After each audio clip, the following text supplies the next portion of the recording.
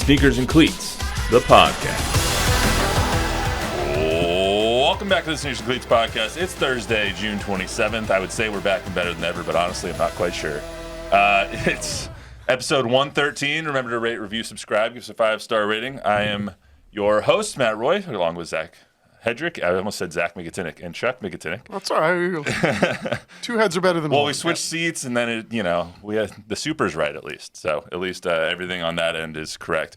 Don Harris not here today because he's on his way back from Brooklyn. Did a great job covering the draft for everybody there. That's what we're going to talk about a lot today. Stephon Castle, the newest Spur. Rob Dillingham, the newest traded Spur, I guess. Does he count as a Spur if he was here? For all of 30 seconds. Got a cup of coffee.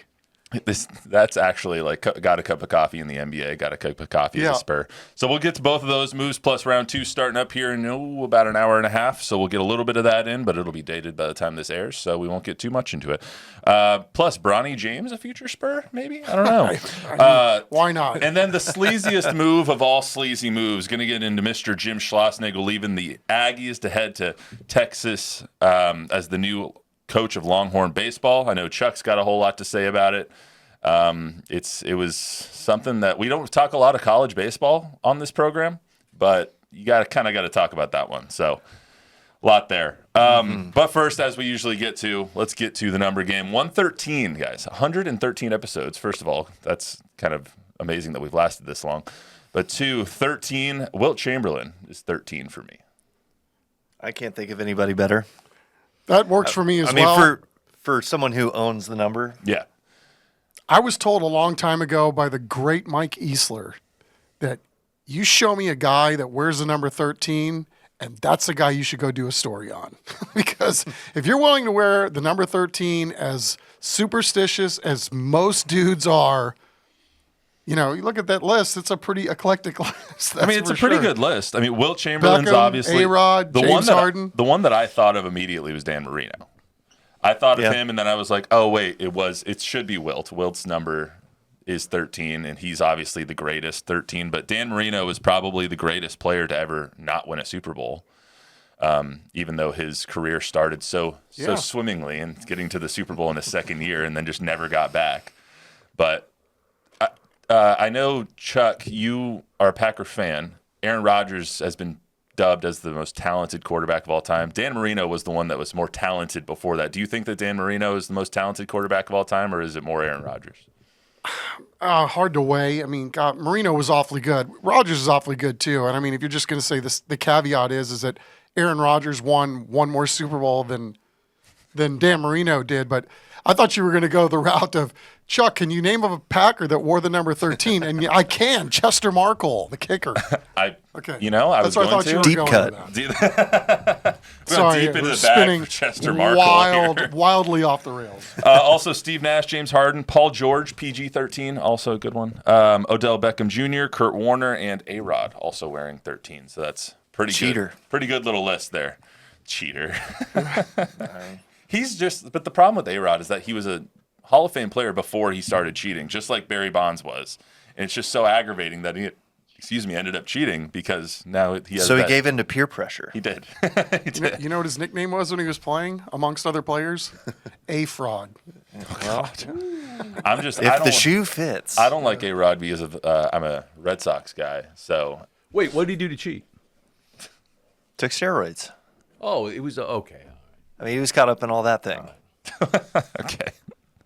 Plus, I mean, anytime you go to the Yankees too, I mean, and that whole time seals it for me too. That whole time, it's like the Rangers are paying his salary to play in pinstripes, except for Nick Swisher. Yeah, he always gets a pass. Yeah, they only won one World Series with A-Rod. There, wasn't the book on those Yankees that they couldn't get through in the postseason because A-Rod came up short every postseason after that. And he was really, really good on that Yankees championship run. Yeah. In 2009, he was really good, but the years before that, he did not do very well. No, that's correct. But when he needed to step up most for the Yankees, and if he doesn't play like he did, they probably don't win that series. It's fair. Squirrel moment. I'm thinking of that clip from the other guys, when they're in the policemen are in the group therapy session. You should have shot A-Rod. I saw you busting and laughing. I was wondering what that was. That makes sense. Zack, pop.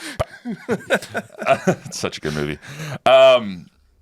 Also, in 2013, getting back on the rails, the Ravens beat the 49ers in the Harbaugh Bowl. The lights turned off in that second half, turned the whole game around for the Ravens. Joe Flacco, the Super Bowl MVP. That was the peak elite Joe Flacco talk. Hey, first touch of the game belonged to our very own Priest Holmes. Oh, did it? Yep. I didn't know that. Red Sox defeated the Cardinals. So go Sox. David Ortiz, the MVP. And the Heat defeated the Spurs. Sad face for all Spurs fans. Got revenge the next year. Yes, they did. We'll talk about that on Monday.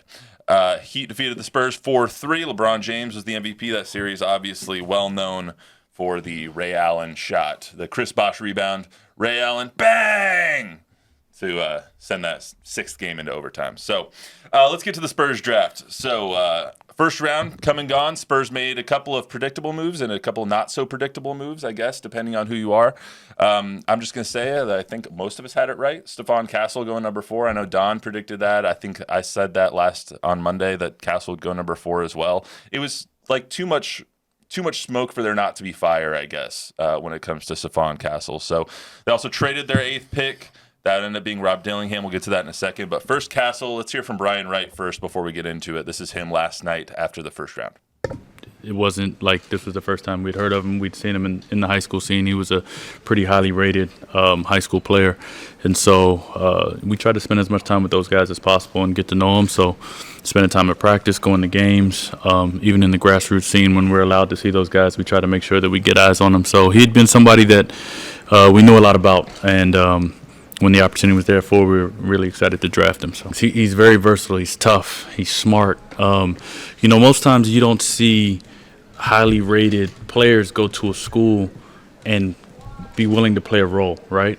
He played on the ball and off the ball in high school and, was doing things that he just wasn't able to showcase sometimes at UConn because they were so good and they were deep and they were experienced. And so that ability to sacrifice for the betterment of the team is something that stood out to us as well, right? Because that's something you're going to have to do across the course of your career, everybody. And so that stood out as a great quality, but he's tough, he's smart, he's a team-first guy, he's a hard worker, and he comes from a program where they're getting coached hard every single day. They work hard, they practice hard, they're competitive, and they execute, and that meant a lot to us. Guys, initial thoughts on Stephon Castle when he was announced last night? Just home run pick. I mean, of course, everything had to fall just right, and it did, to where that the Spurs got to take their guy. I mean, could you ask for a better fit? I mean, this is going to be, I think, like a hand fitting inside a glove for this pick, and everything that Wright said, just his versatility, but also kind of the team-first nature. I mean, talk about, a winning culture going right to another winning culture. Yeah, take where he's from and, how many good ball players come out of the region of New York, and then 6'6" with a 6'9" wingspan. It's going to fit in nicely against a certain big fellow that plays in the middle too. Yeah. So, and defensive minded too. I mean, all those things, checks every one of the boxes that the Spurs usually look for. There's a reason that he was linked to the Spurs for so long. Like every mock draft you saw, it was Stephon Castle at 4 or Stephon Castle at 8. I mean, he has the body type and he has the mindset that the Spurs look for. He's very Spursian in that sense. He's a defensive guy. He's a really good rebounder, and his offense kind of comes second.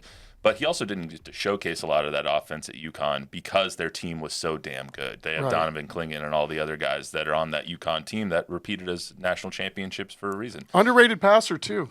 Yeah, and it's going to be kind of interesting to see how he fits into a point guard role, if that is where they see him as. I mean, maybe he's going to be more off the ball, and this is all going to go through Victor. You don't really know how they're going to play that point guard role and how necessary that's going to be with Victor on the team.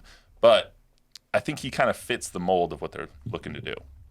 Yeah, I think you hit it right there on the head. I mean, and he wants to play point guard. He played I believe the 2 at UConn, Yeah. so he's got that off-ball skill set, ready to go as well. But, it's going to be interesting to see these first 15, 20 games as compared to last year.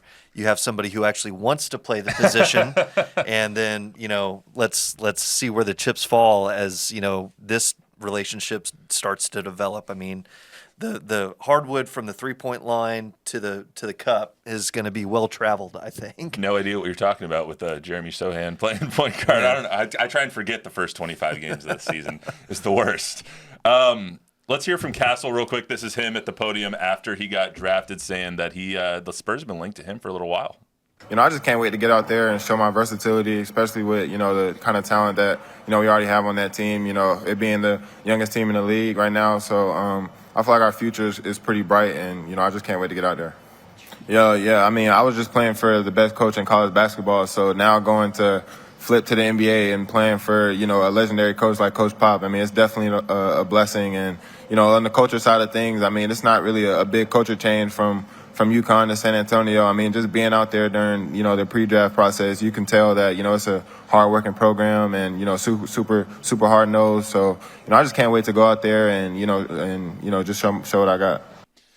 He's going to get the chance to. I don't think there's too much of a clutter in front of him. Obviously, Vassell is going to be in the starting lineup. He's the highest-paid player on the team.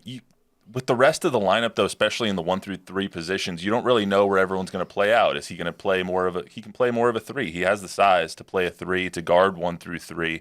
He can definitely beat out Julian Champagnie for that small forward spot, I guess, for that 3 position in positionless basketball. He can even play the 1 if he wants to be Castle at 1, Vassell at 2, Champagnie at 3. So you have a lot of versatility with him as well, especially when it comes to defensively.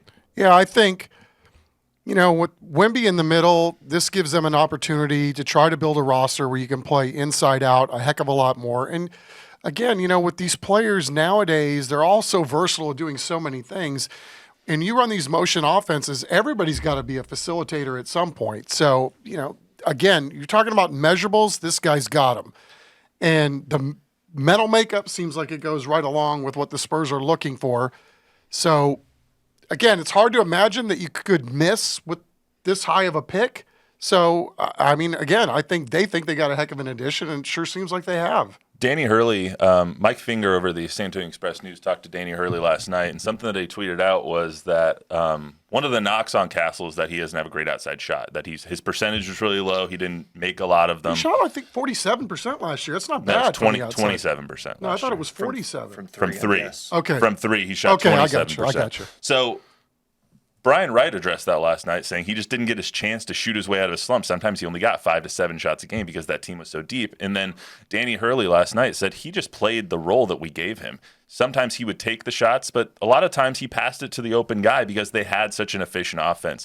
But when it comes to his mechanics, Danny Hurley was like, he has the perfect mechanics to be a good shooter. He just needed the volume, and we couldn't give him the volume because our team was so deep. So I mean, that makes sense. It's like when you watch Victor Wembanyama shoot a basketball, like everything is smooth, right? Mm-hmm. I mean, you would think at some point he's going to be a heck of a shooter just based on the mechanics. To me, look pretty sound. He's not jerky. He's super smooth, and everything flows when the ball leaves his hand. So again, these are young players that can be taught, and they're not done growing as human beings or as athletes.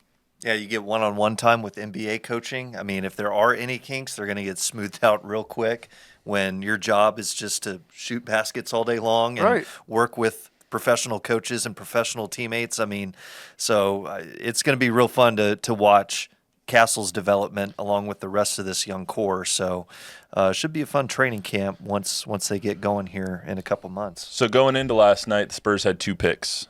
Their second pick ended up being Rob Dillingham, but they traded him away. Like as soon as they announced it, the trade rumors started flying, and then it was announced about 10 picks later by Adam Silver, the NBA commissioner. So it's Rob Dillingham, the Kentucky guard, for a 2030 pick swap and a 2031 unprotected first-round pick from Minnesota. Now, that sounds really far, and that's because it is really far. Especially at my age. Yeah. Yes. But at least half the people in this room are going to be retired at that point. I mean, again, I was spitballing this last night on the air because the first round was still going on. I mean, essentially, did the Spurs just say there weren't 8 good players in this draft? So I was in the media room last night, and that was what a lot of the media was kicking around. After I asked Brian what he thought of the talent in the first round. He said it's a deep draft. He said that it's not a lot of top-end talent, but there's a lot of good players throughout the first round. But I think their actions told us the complete opposite. One, by trading 8, And 2, by seeing the return that Minnesota gave them for 8. This is a top 10 pick. It should be worth more than one first rounder and one unprotected first rounder and a pick swap. That's 7 years down the road. But instead, you're getting 2 picks that are way, way down the road. And I got a 12-year-old. Yeah, basically. You just drafted for an 11 or 12-year-old. 11-year-olds. Yeah. So I think that told you a lot. Their actions said, we don't think that this draft's very good, so why would we hold on to this pick when we can get ammo down the road? Yeah, and I think it leads to a broader question now, too, is now don't they have to do something very proactive in free agency? Because I think most of us thought that there would be quality in the top 8 picks, and I'm pretty sure that there are other teams that think there was some quality in there, right? But now, don't you have to now go out and maybe sign a free agent to help build this roster? Because if Castle's the only guy that you've added to last year's team, then it's a failed offseason. I think that's fair.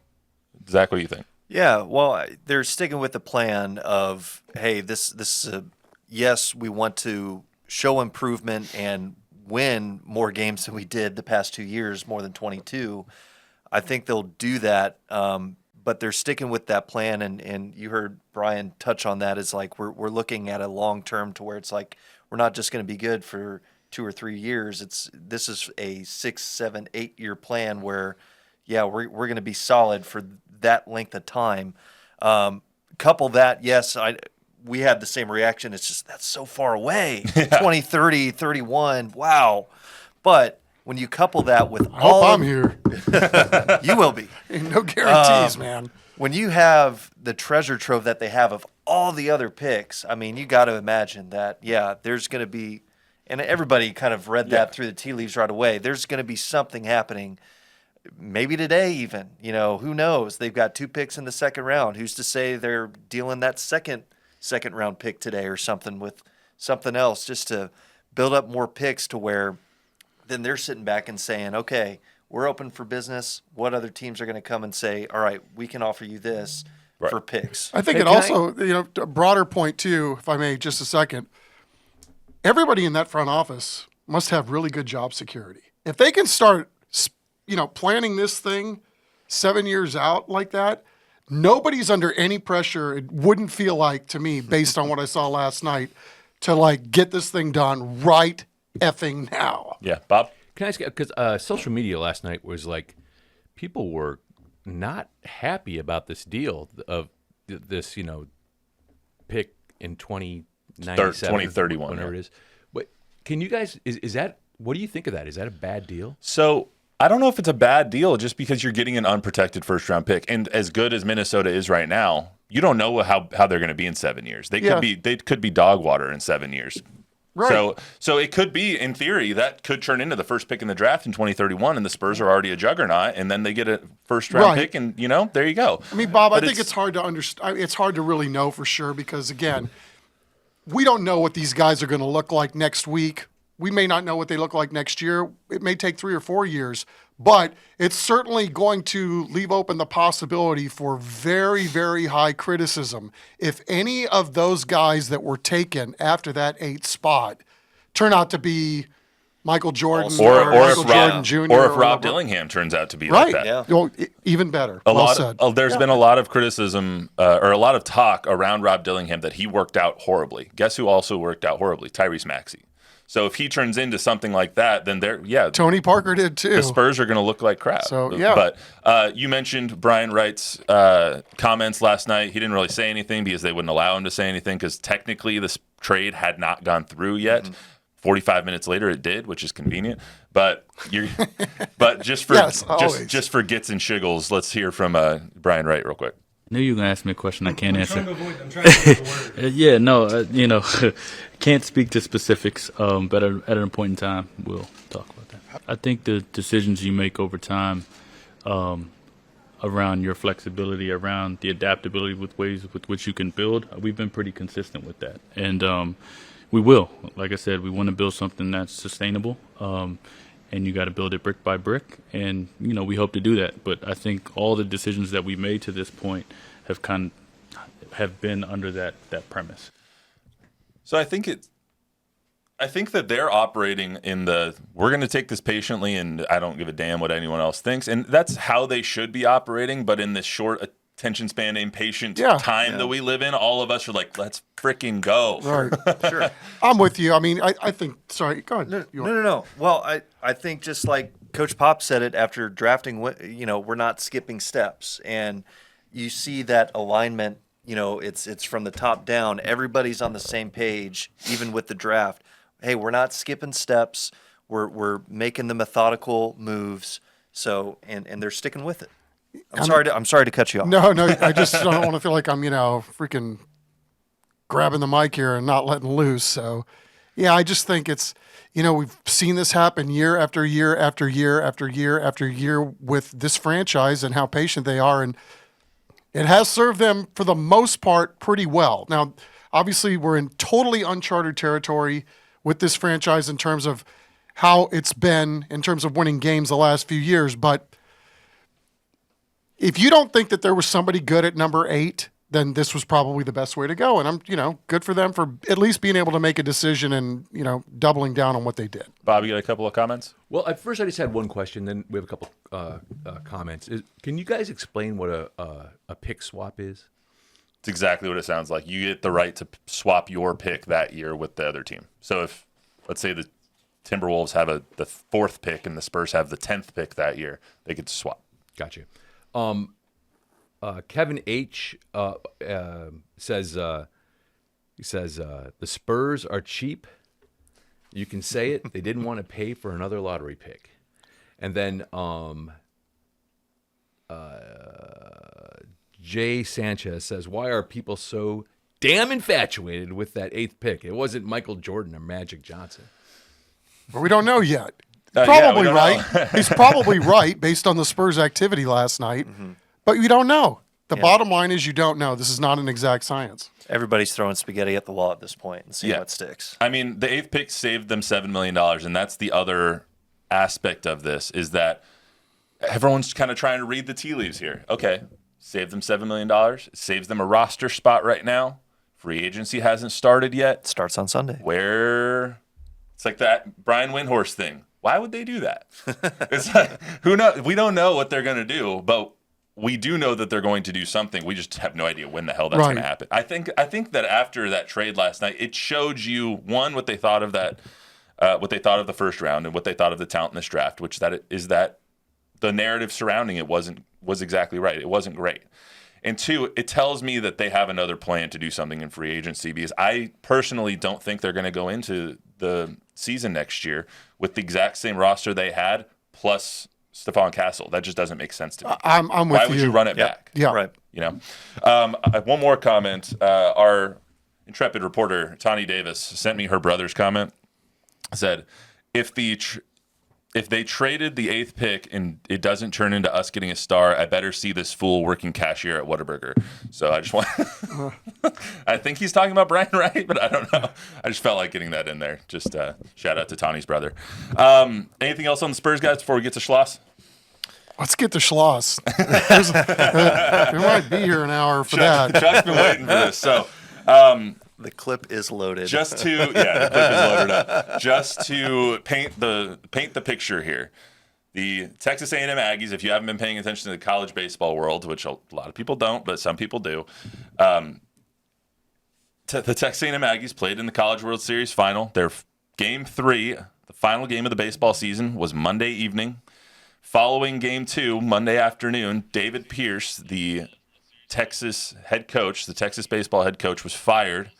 And then there was rumors starting to fly around that Chris DeConti, the athletic director for Texas, had flown out to Omaha, and he wasn't going to leave without Jim Schlossnagle, who is the Texas A&M Aggies head coach as of Monday.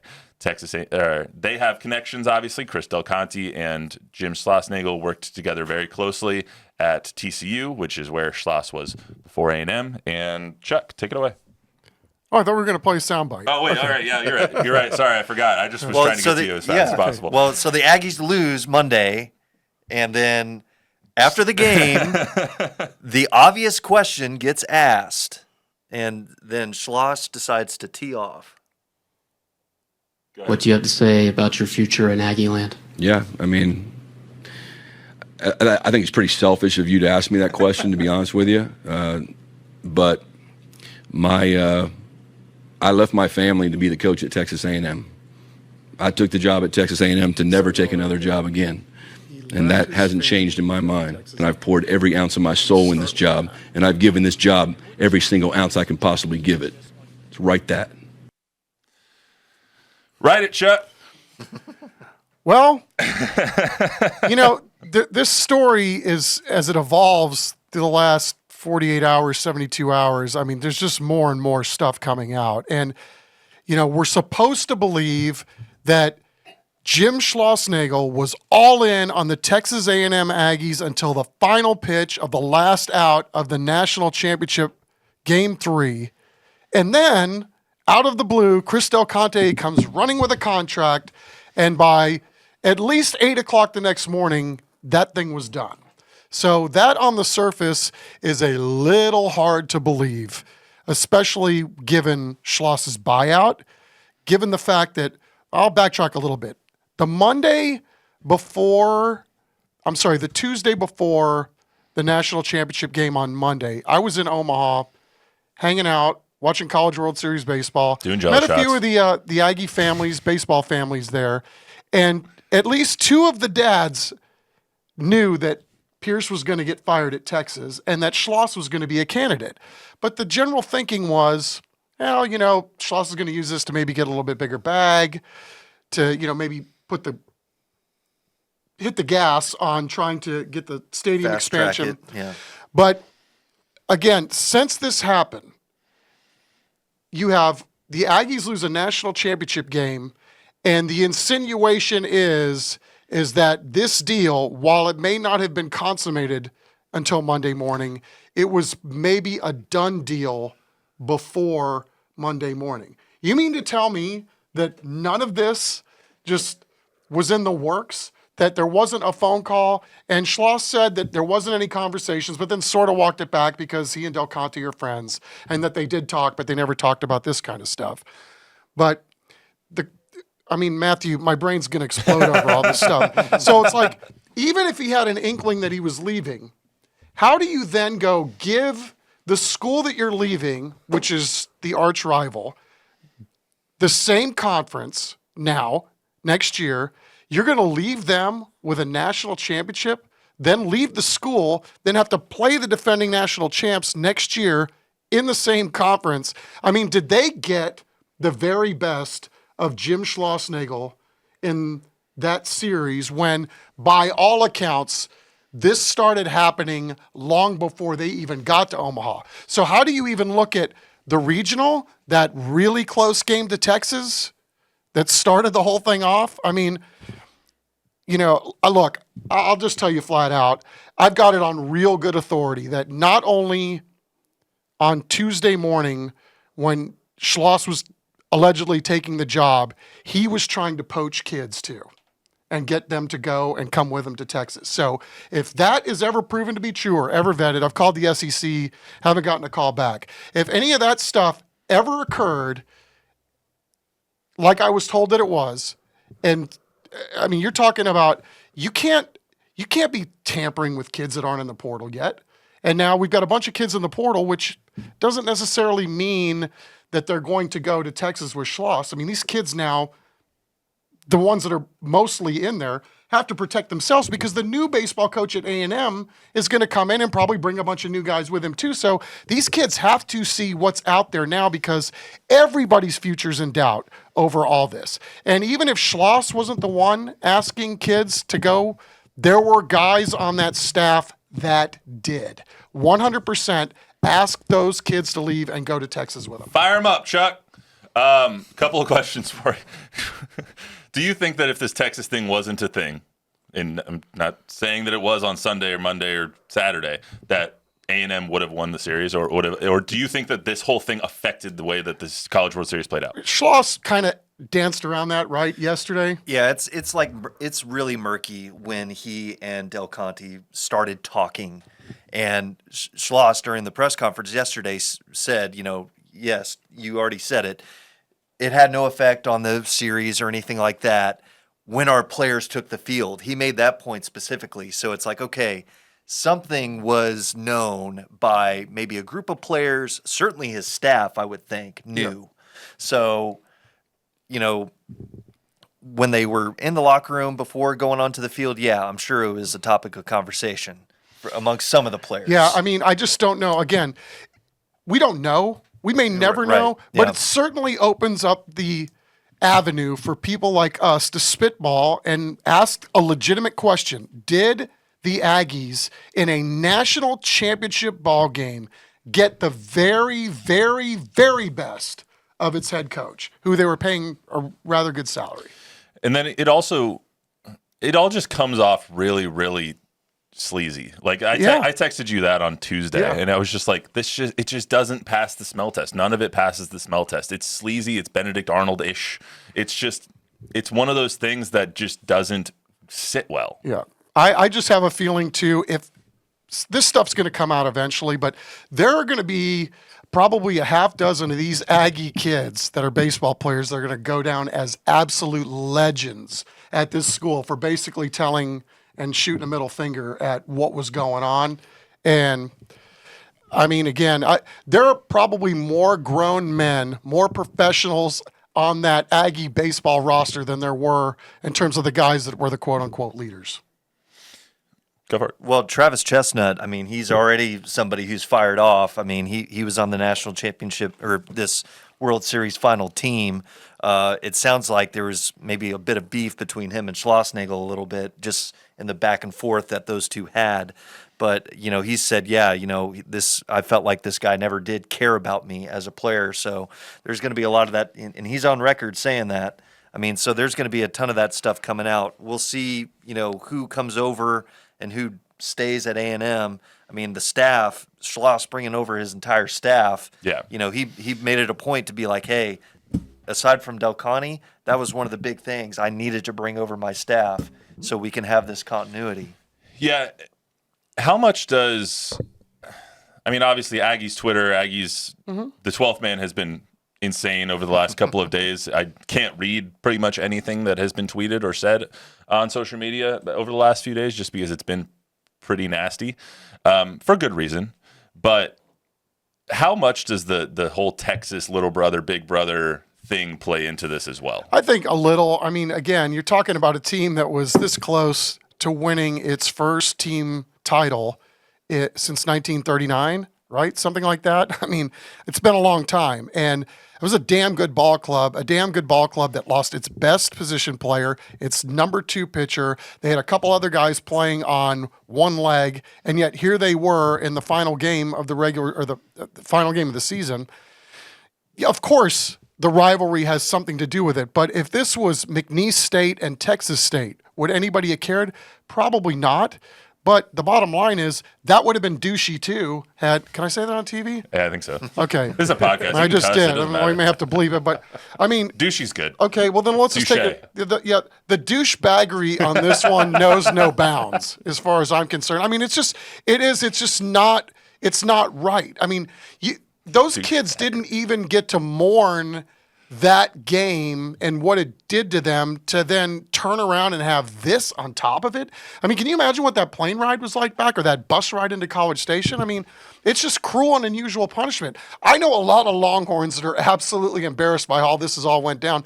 And I get the sense that this is just the beginning of what's to come.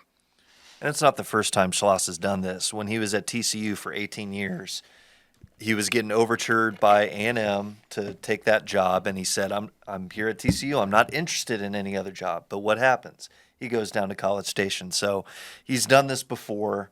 He joins kind of the ranks of Brian Kelly going from Notre Dame to LSU and Lincoln Riley going from OU to USC. Yeah. I mean, it's kind of in the similar vein.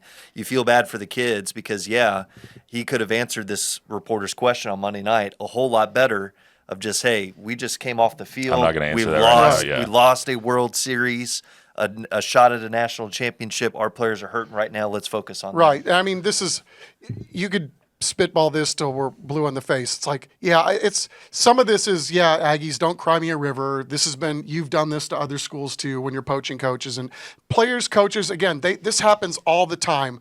I just want to know, was this done 100% by the book on all levels, whether players get in the portal and then leave and go someplace else, or was there talk between a rival school and, I mean, again, a rival school playing in its national title game and to have this all going on by the rival school in the background, I mean, potentially, allegedly, you know, I mean, how do you unpack all that? Bob, you got a comment? Yeah, Chuck, Kevin H. is asking exactly the next question from what you're saying is, what is the NCAA penalty for that? I would really have to look it up again. Does anybody get penalized for anything nowadays? I mean, and well, again, you hear Jeff Traylor talking about tampering all the time. Yeah, Was that what you were going to say? I was just going to bring that up. We hear about this from Jeff Traylor all the time during the fall, and nothing happens. and then so if this is going on, I mean, there are reports that there were burner phones being used to coerce other players at other schools to already start coming to Texas. I mean, the levels of this and what's already out there. I mean, it's mind-boggling. But again, what's the incentive for the SEC to go after essentially two of its schools in its own league? Yeah. And then also, if there were rules broken, to take this to a whole nother level, were some of these rules broken while this staff was at A&M? There's a so lot it's of like questions. there's just nowhere that this thing can go on all levels. The last thing I'll say on this is I just found it endlessly humorous that Chris Del Conte sitting outside of a cemetery for 4 hours yesterday while waiting for Schloss to get back to College Station. I can just imagine him just sitting in his car, just like playing Wordle or something, Right. just trying to pass the time in front of old Aunt Miriam, who's dead in the cemetery And now. again, like if that's your alibi, great, let it be your alibi. But when you're tweeting a picture of it, I mean, like, what the hell is going on here? He's like, believe me, please.